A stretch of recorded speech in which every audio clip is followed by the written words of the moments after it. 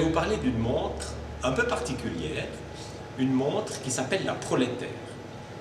Georges Frédéric Roscoff, en 1867, décide de produire une montre bon marché, solide, robuste, destinée à l'ouvrier, qu'il appelle justement la Prolétaire. C'est un peu paradoxal parce qu'à la Chaux-de-Fonds, à cette époque-là, on fabrique plutôt des montres haut de gamme, des montres gravées, des montres techniques, des montres qui sont beaucoup plus chères que le prix de 20 francs que Roscoff s'est fixé pour vendre cette montre. Alors 20 francs, à l'époque, c'est vrai que c'est déjà une somme. Si on compare un petit peu par rapport au salaire d'un ouvrier en 1872, voilà des prix qu'on a retrouvés en 1872, un artisan ou un ouvrier spécialisé, il gagne par jour entre 3 et 5 francs par jour. Ce qui fait que, si on fait le calcul, 20 francs, ça représente quand même une semaine de salaire. Cette montre a quelque chose de particulier. Voyons un petit peu le détail de son intérieur.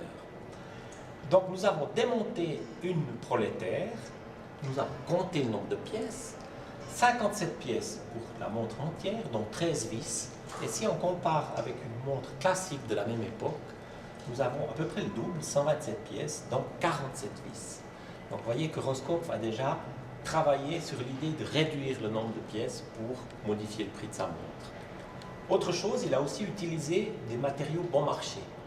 Des matériaux bon marché qui ne sont pas décorés, et ce qui fait que le travail de l'horloger pour la fabrication de la montre est diminué.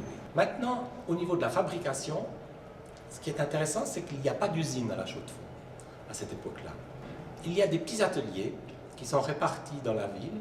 Donc Roscoff, pour fabriquer sa montre, il commande une ébauche chez un fabricant d'ébauche, et après cette ébauche va passer d'un atelier à l'autre dans la ville de la Chaux-de-Fonds, voire même à l'extérieur, pour être terminée par des horlogers. Roscoff n'invente pas un échappement, il utilise l'échappement à goupille, qui est meilleur marché parce qu'il n'y a pas de rubis. Il est plus simple à fabriquer, mais il est fiable. Et cet échappement va être beaucoup utilisé dans toutes les montres Roscoff. Il va devenir l'échappement Roscoff. Roscoff va travailler dans son comptoir pendant environ 5 ans, de 1867 à 1872, et il va produire environ 60 000 montres prolétaires. Ce qui est quand même assez important pour dire que c'est un atelier familial, donc il travaille à la maison, dans son petit atelier, avec quelques ouvriers qui s'occupent surtout de la terminaison finale et de la livraison des montres à ses clients. Alors, il n'y a pas d'usine.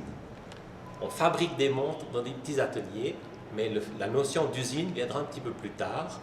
Et justement, Roscoff, après 5 ans dans son comptoir, il va vendre son entreprise. Il semble qu'il n'était pas très commerçant et il va céder son entreprise à 2 industriels, pourrait-on dire déjà, Villefrère et Charles-Léon Schmidt, qui, eux, vont développer cette fabrication en usine.